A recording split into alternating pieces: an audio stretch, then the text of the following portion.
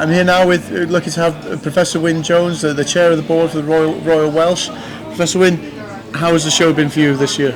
Show's been very successful for us this year so far. I mean, it reflects really the variety of activities there are for the public, and we're here very much in the sort of nature, forestry, land use, conservation area. And obviously the new revived gardening section has been very successful as well. Because I think we're trying to get a very good visitor experience, and they want something interesting, they want something different, something new, somewhere to sit down, somewhere to have food and drink and some entertainment as well. Because 60% of our attendees are really not directly in farming, so you know, we've got it running with two audiences, and delighted to have organisations like yourselves here, because it's an opportunity for you to get your message over to these two very important constituencies, and not least some of the politicians that are here, and there have been a number of politicians here this week. Yeah, definitely, and the talk we just had on sustainable food, and we were lucky to have a colleague Kiradiki on here doing food demonstrations, but I was talking to the audience afterwards, and there was people from London, a PhD student from London, there was people from Cardiff, so not lots of farmers as well, but lots of people from outside that, and these are the people we need to speak to educate, not just regarding food production, which is vitally important to feed the nation, but obviously conservation hand in hand with that. Yeah, no, absolutely, and obviously some of those would come here with fixed ideas, and really a very important part of being on an exhibition like this is also to listen. So if you understand their concerns, one can try and alleviate them. So we don't want to impose any views.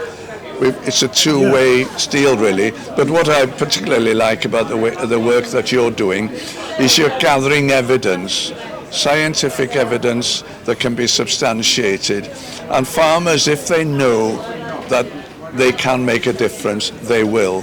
And I'm always of the view that the only way to make real differences in your agenda, wildlife conservation, etc., is to get clusters of farmers working together. It's a bottoms upward approach. And I think the good example is here on the animal health side in Wales with the BVD eradication. It started off voluntary, they got it to about 90% participation, and then it becomes compulsory to get the finest clearance. And that sociological approach, as well as the scientific basis of what you're doing, we'll get there. And we must have faith to do so, and convey to other people, and using all the social media now to try and influence the change. Not to tell people what to do, but just to influence. Yeah, and like you say, that bottom-up approach, working with the grassroots of farming, and we're not just in Wales, we work a lot in England as well.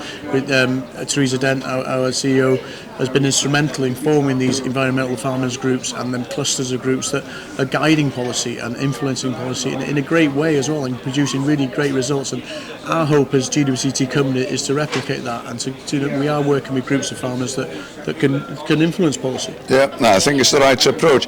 The challenge here in Wales is probably a little bit different. I mean, there are very good examples which are on Countryfile recently, but you're in Hampshire, that area, but you're working with very large estates, so you can put thousands of acres. Here in Wales, we're talking about small individuals and smaller units, but you know, it's to get the message, and that one farmer can influence another and very quickly build a cluster. Yeah, no. And Professor Wynne, thank you for coming today, and obviously contributing to the talks. And it's always great to see you, and we'll be here next year. It's a highlight of our year to come here and speak to farmers in Wales, and these are the people that, if we want to implement conservation and help species, we need to work with farmers, and we totally understand that productivity comes first, but then conservation can. I've never met a farmer that doesn't want wildlife on their farm. So, diolch yn fawr iawn. Thank you very much, Professor Wynne, and we'll see you next year. Yeah, thank you for being here. Your agenda is too an important one to ignore. So, good biology has always made good business.